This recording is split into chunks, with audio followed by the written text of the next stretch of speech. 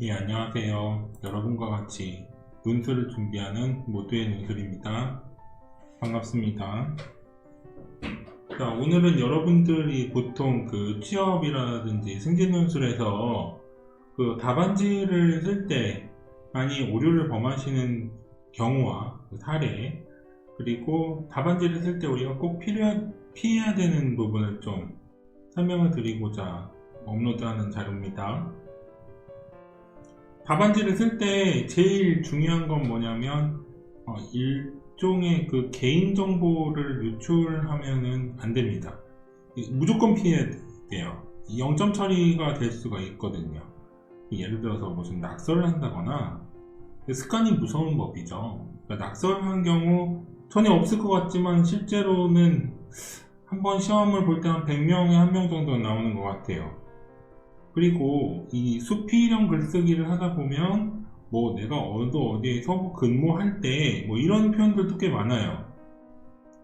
자, 이게 뭐냐면 여러분, 논술이라고 하는 건요, 일종의 공식적 글쓰기라는 기본적인 테두리 안에서 생각해 보실 필요가 있어요. 그러니까 논술은 어떤 개인적인 의견을 묻는다기보다는 하나의 개념이라든지 상황을 내가 어떻게 해석해서 이것을 풀어서 설명을 하느냐, 논리적인 설명을 평가하는 것이지, 자기소개서의 연장선상으로 쓰는 경우는 우리가 좀 피해야 되거든요. 그러다 보니까 개인정보를 쓰는 경우가 있어요. 이거는 무조건 논술에서는 정말 피하셔야 되는 거예요. 그리고 이제 답안지 작성 요령이라고 해서 정리된 내용들은요, 실제로 개인적인 의견이 아닙니다. 실제 답안지를 봤을 때 이 답안지에서 이 분포되어 있는 이런 것들을 좀 분석을 해봤거든요. 자, 첫 번째는 하위어를 활용하는 게 좋다라는 이 원칙이 있습니다. 자, 이건 뭐냐면 여러분, 단어라고 하는 건요, 하나의 구문이 형성이 돼요. 그래서 상위어가 형성이 되고 하위어가 형성이 되는데, 예를 들면 보안이라고 하잖아요. 그럼 보안이라고 하는 거는 굉장히 상위어죠. 자, 하위어에 뭐가 있을까요? 개인 보안이 있을 거고, 그리고 정보 유출도 있을 거고, 그리고 유출에 의한 사고도 있을 거고, 정보에 잘못된 링크도 있을 거예요. 그러니까 이런 것들은 하위어에 속하고 이거는 상위어에 속하는데, 자, 이게 왜 문제가 되냐면요, 우리가 답안지를 썼어요. 작성을 하고 나왔을 때 와, 나는 정말 이번 논술을 시험을 잘 본 것 같아 라고 했는데 결과가 좋지 않은 경우가 많죠. 이 경우가 바로 상위어로 굉장히 많이 분량을 채웠을 때가 그렇습니다. 실제로 상위어를 너무 많이 쓰다 보면요, 내가 다음에 어떤 내용을 써야 될지 막히기도 합니다. 그래서 내용이 중복이 된다거나 아니면은 다른 방향으로 간다거나 이런 경우도 적지 않게 발견이 되거든요. 그러니까 여러분, 단어를 배치하실 때는 이게 거의 명사죠. 명사를 배치하실 때는 매우 높은 상위어보다는 좀 하위어를 위주로 작성을 하는 것이 좋겠습니다. 두 번째로, 여러분들이 보통 한 번만 읽는 오류를 많이 범합니다. 이게 뭐냐면 문제를 보통 수령했을 때, 문제 받았을 때 올해는 이런 문제가 나왔구나 살펴보고 그냥 답안지로 가는 경우가 많아요. 자, 이게 좀 다릅니다. 왜냐하면 14년 이후의 문제들은 분석, 해석, 시사, 적용, 일반화 등등을 평가를 하게 돼 있어요. 그러니까 어떤 하나의 문제에 대해서 구체적인 서술을 얼마나 논리적으로 쓰는지를 평가하는 거예요. 그러면 당연히 문제를 받았을 때 이 문제의 난이도를 책정하는데 한번 보겠죠. 두 번째, 내가 이 문제에 대해서 글자 수는 몇 글자고 어떻게 써야 될지에 대해서 계획을 세우시잖아요. 이 계획을 세울 때 개요를 작성하면서 문제와 개요가 얼마나 일치하는지를 좀 확인을 해야 됩니다. 물론 이런 경우는 있어요. 좀 머리라든지 또 기억력이 좋으신 분들 중에 그냥 개요를 전혀 안 쓴 상태에서 한 번에 쓰는 경우도 있긴 해요. 근데 그런 분들의 기준을 따라가시면 안 돼요. 왜냐면 저도 이 관련한 문제를 여러 번 써보는 편이긴 한데 이 기본 개요 없이 그냥 한 번에 일필휘지로 쓸 수 있는 경우가 그렇게 많지 않거든요. 여러 번 쓴 사람도 이게 어려우니 훈련이 부족한 분들이 개요 없이 그냥 한 번에 쓰게 되잖아요. 그러면 보통 방향성이 잘못되는 경우가 좀 많이 있습니다. 그러다 보니까 개요를 작성할 때 내 개요와 문제가 요구한 사항이 일치하는지를 확인하셔야 돼요. 세 번째, 답안지 내용을 구성할 때, 그다음 이거는 글자 수를 배분할 때죠. 글자 수 배분에 있어서 내 개요는 예를 들어서 서론에는 이렇게 있고 본론, 본론 2, 그리고 결론 이렇게밖에 없어요. 그럼 이 지금 개요는 어떤 형태인가요? 서론이 굉장히 긴 형태죠. 그러면 구성이라고 하는 건 뭔가요? 이 내용은 여기에 오히려 맞을 것 같다. 이 내용은 이 부분에 맞을 것 같다라고 해서 배분을 할 때 구성을 하면서 실제로 문제와 내가 쓴 개요가 정량평가라고 하는 걸 하게 되는데, 정량평가가 뭐냐면 문제가 요구한 사항을 몇 글자로 얼마나 썼느냐를 사실 볼 수밖에 없거든요. 그러다 보니까 글자 수 배분할 때 문제를 확인하지 않으면 내가 어느 방향으로 가는지 이기가 쉬워요. 그러다 보니 구성할 때, 요때가 실제로 답안지 작성 전입니다. 그리고 서론이 끝나면 한번 쉬었다 쓰세요. 예를 들면 전체적인 글이 이만큼 있는데 서론이 끝났어요. 그리고 나서 여기에서 확인해야 되는 이유가 뭘까요? 이거는 답안지를 완전히 교체할 수 있는, 그리고 교체를 한다고 해도 시간의 압박을 받지 않을 수 있는 마지막입니다. 그러다 보니까 본론 거의 끝났는데 답안지를 바꾸게 되면 어떤 일이 일어나죠? 빨리 써야 되는 일이 일어나는 거예요. 그러니까 서론이 끝났을 때 무엇을 확인하시냐면 문제와 개요와 나의 서론이 일치하는지를 확인하고, 그리고 나서 본론으로 넘어가시는 게 좋습니다. 그리고 마지막으로 퇴고할 때도 역시 문제와 내 글이 정확히 일치하는지를 확인해 보셔야 됩니다. 그래서 저는 개인적으로 조언드리자면 최소 4번 이상은 문제를 읽어보시는 것이 좋겠다 라고 조언을 좀 드리고 싶습니다. 그리고 세 번째로 제가 더 조언드리고 싶은 거는 너무 비판적인 글쓰기는 하지 마시라는 거예요.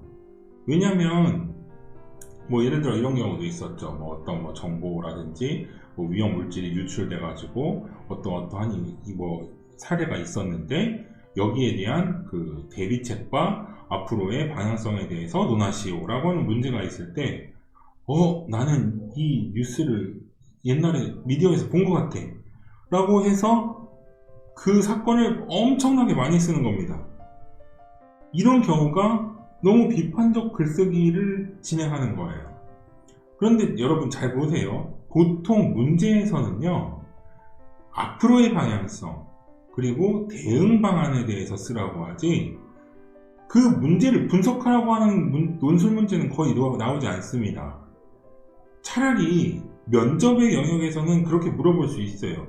이 문제를 어떻게 인식해야 하느냐, 혹은 어떻게 진행해야 하느냐, 앞으로 대응하기 위해서 여기에 대한 문제점을 구체적으로 얘기해봐라. 이런 식으로 면접에서 물어볼 수 있지만 실제로 논술에서 이런 문제가 나오지는 않아요. 그러면 시키지 않았는데 시키지 않은 비판적 글쓰기를 하고 계신 거죠. 그러다 보니까 너무 비판적으로 논술 답안지를 쓰시게 되면 배점이 나오지 않아요. 그러니까 문제를 분석하는 걸 많이 했다고 배점이 되는 게 아니라 무엇을 쓰라고 알려줬는데 그 무엇을 쓰지 않고 거기에 대한 배경이라든지 서론의 영역을 너무 길게 쓰시는 거죠.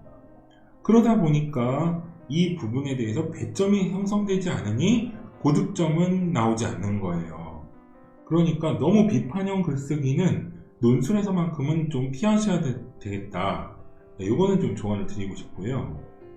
그리고 4번, 제가 이제 조언 드리는 4번은요, 실제로 많이 무시하시는 경우가 많아요. 예를 들어서 보통 이제 찬반에 의한 의견을 논하시오 라고 했을 때, 뭐 예를 들어서 뭐 지금 요즘에는 이제 코로나로 많이 이제 문제가 됐었죠. 그래서 실제로 논술 문제에서도 코로나에 대해서 굉장히 많이 물어봤는데, 뭐 예를 들면 이런 거죠. 확진자의 동선을 공개하는 데 있어서 여기에 대한 장점과 단점을 밝히고, 이런 식으로 나아가는 문제도 있고요. 확진자의 동선 공개가 맞는지 그른지 틀린지에 대해서 자신의 의견을 어쩌고 저쩌고, 자, 이런 문제가 나올 때, 자, 그럼 여기에서 만일에 자신의 의견을 밝히고 라고 나와 있으면 이건 무조건 밝혀줘야 된다는 거예요. 즉, 여기에서 확진자의 동선은 공개하는 게 맞아요 라고 하고선 그 뒤에 선택, 그러니까 맞습니다 선택을 하고 나서 끝은 타당하다 정도로 끝나야겠죠. 그런데 자, 자신의 의견을 밝혔어요. 그런데 다음 내용으로 그러면은 이렇게 하는 것은 옳지 않다. 자, 이렇게 끝나는 답안지 상당히 많습니다. 쉽게 얘기해서 이것은 알이냐 닭이냐, 진짜 뭐가 뭔지는 몰라요. 이것은 정답이 정해져 있지 않지만 개인적인 의견을 제시해달라는 얘기예요. 이건 분명히 문제에서 요구를 한 거예요. 그러다 보니까 보통은 여기에 대해서 옳고 그름을 판단을 하되 둘 다 맞다 식으로 결론이 끝나는 경우가, 이게 무엇이 타당하다가 나오지 않는 경우가 생각보다 많아요. 그리고 얘는 이렇게 옳고 얘는 이렇게 해서 옳다, 둘 다 찬성하는 경우도 많아요. 그러다 보니까 그럼 여기에선 배점이 어떻게 되냐면, 여기에 대해서 제시하였는가 라고 하는 평가 기준이 있어요. 그런데 이게 옳다고 해놓고 얘는 그르다라고 얘기했으면 이 답안지는 선택한 답안지가 아니게 되는 거죠. 그러다 보니까 문제가 선택을 하라고 요구를 했다면 작성자는 다소 자기의 의견과는 맞지 않더라도, 그리고 내 의견은 둘 다 양면성을 가지고 있더라도 적어도 선택을 하는 것이 적절하다 라고 하는 표현입니다. 제가 보기에는 이 여러가지 조언 중에서 4번과, 그리고 여기서는 쓰지 않았는데 보고서형의 논술 답안지가 제가 보기엔 가장 많았습니다. 그러니까 선택을 하라고 했는데 선택을 하지 않았거나, 그리고 보고서형 답안지 있죠. 예를 들어 1. 서론, 서론 어쩌고 저쩌고 해서 보고서형으로 쓰고, 그리고 2. 본론, 이렇게 쓰는 경우, 이거는 논술 답안지가 아니라 보고서예요. 그러니까 이 보고서형 형식은 논술형으로 치환시켜서 작성하시는 것을 저는 추천드립니다. 왜냐하면 논술이라고 하는 것은 말 그대로 한 편의 완성된 글 안에 논리적이고 분석적인 요소가 모두 포함되어 있어야 한다 라고 하는 논지에 의해서입니다. 실제로 이 서론에서 1, 이렇게 보고서형으로 2, 이런 식으로 나눠서 쓰시는 분들도 계세요. 이런 답안지는요, 그냥 기본적으로 점수 자체가 낮아요. 그러다 보니까 이걸 말로 풀어서 쓰셔야 돼요. 이거는 거의 예외가 없습니다. 그러니까 꼭 명심하시고. 자, 5번째 조언은 이것도 상당히 많죠. 나는 이것도 알고 있고 저것도 알고 있고, 그리고 여기에 대해서 왜 일어난지도 알고 있고 앞으로는 어떻게 해야 될지도 알고 있고, 그래서 막 그 전문 용어들을 막 가지고 와가지고 답안지에 쓰시는 경우가 있어요. 그런데요, 이 논술 답안지는요, 좀 쉬운 언어로 쓰시는 게 좋습니다. 물론 어떤 이렇게 쓰다가 여기에 대해서 중요한 단어가 있으면 가로 정도를 활용해서 쓰시는 것들은 괜찮다고 봅니다. 그런데 정말 어려운 단어만 굉장히 끌어와가지고 쓰다 보면 어떤 일이 일어나냐면 채점자가 그 단어를 모르는 경우가 있어요. 그럼 이 답안지는 어떻게 보라는 거냐면 채점자가 공부하면서 봐야 되는 답안지, 이런 답안지는 가능하면 여러분 지향하시면 안 됩니다. 자, 그리고 6번째 조언은 피동 표현이나 불필요한 표현을 남용하지 말자라는 거예요. 그러니까 실제로 언어 심리학적인 측면에서 보면요, 피동 표현이 언제 나올까요? 피동 표현이라면 잘 모를 때 나옵니다. 그리고 여기에 대해서 선택하고 싶지 않을 때도 나와요. 그리고 양쪽을 모두 긍정할 때도 나와요.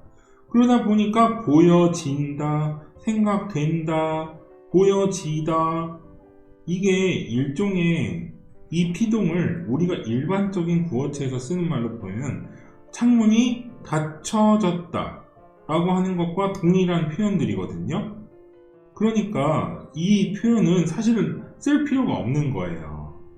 그러니까 여기에서 뭐 관측된다, 관측할 수 있다, 이것이 타당하다, 본다, 이런 식으로 쓰면 되는 겁니다. 피동은 아무 소용이 없어요. 실제 논술 답안지에서는 어법의 영역이 있거든요. 이 어법의 영역에서 피동 표현은 감점이 해당이 되는 사항이에요. 그러다 보니까 피동 표현 혹은 어법에 틀리는 거는 이 글의 기본적인 그 신뢰도가 떨어지거든요. 그러다 보니까 피동 표현이라든지 불필요한 표현들은 이렇게 바꿀 수 있죠. 타당하다, 이건 사실이다, 볼 수 있다 등등으로 바뀔 수 있고요. 다양한 의견이 나를 갈등에 빠지게 했다. 자, 의견이 많아서 내가 갈등에 빠졌다. 좀 이상하죠? 다양한 의견으로 인해 갈등에 빠졌다가 맞습니다. 빠지게 했다는 누가 빠지게 한 건가요? 의견이 어떻게 했다, 이렇게 했다. 자, 호응관계가 닿지 않아요. 그러다 보니까 나는 내가 빠졌다. 다양한 의견으로 인해서 갈등에 빠졌다. 훨씬 명료하잖아요. 그러니까 어색한 표현이나 어법이 틀린 표현들은 여러분들 꼭 주의해서 작성하시면 좋겠습니다. 그리고 마지막으로 여러분, 작성 시간은요 40분 내로 그렇게 길지 않아요. 그런데 여러분, 제가 시험 감독관으로 가거나 아니면은 이제 다른 관측하는 경우도 있었는데요. 실제로 논술 답안지는요, 여러분들이 생각하는 것보다 이 40분이 그렇게 짧지도 않고 길지도 않습니다. 이렇게 좀 애매한 편이 있죠. 쓰는 시간은 생각보다 길지 않고 구성하는 시간은 생각보다 길어요. 물리적 측정을 알아야 돼요. 그러니까 예를 들어서 나는 1200자를 쓰는데 1200자를 완성된 개요에 의해서 쭉 작성할 때는 보통 30분 정도 걸리더라. 나는 1500자를 쓰는데 개요가 완성된 개요가 있으면 대략 40분 정도 걸리더라. 그러면 이 시간은 전체 논술 시간에서 아마 요 정도의 시간일 겁니다. 뭐 길게 잡아도 요 정도를 넘지 않아요. 그럼 이 시간은 뭔가요? 개요를 짜고 계획을 짜서 구성을 하는 시간이에요. 그러니까 이 물리적 시간을요, 여러분이 실제 답안지를 쓴다면 나는 몇 분 정도를 할애할 수 있는가 관측을 꼭 하셔야 돼요. 예를 들어 120분을 논술 시간을 주는데 이 논술은 1500자를 쓰는 경우, 그럼 만일에 내가 실제로 45분간의 작성 시간이 필요한 경우, 그럼 120에서 45를 빼면 이 시간이 나올 거 아니에요. 그러니까 이 시간은 충분히 완성된 개요를 다듬을 수 있는 시간이며, 그리고 글자 수를 배분할 수 있는 시간이에요. 그러다 보니까 이런 부분들을 여러분들이 시험 시간 전에 총 쓸 수 있는 시간은 몇 분인지, 그리고 그 시간을 어떻게 활용할 것인지에 대해서 좀 구체적으로 한번 시뮬레이션을 해보는 것이 좋겠습니다. 자, 적어도 여러분, 제가 오늘 말씀드린 이 7개, 총 7개와 이 개인정보 쓰지 않기까지 포함시키면 8개죠. 이 8개만 여러분이 그 숙지를 하고, 그리고 논술에 보신다면, 응하신다면, 적어도 최하 점수를 받지 않고, 그래도 적어도 기본 점수 훨씬 이상의 점수를 받으실 수 있다고 저는 추천드리고 싶습니다.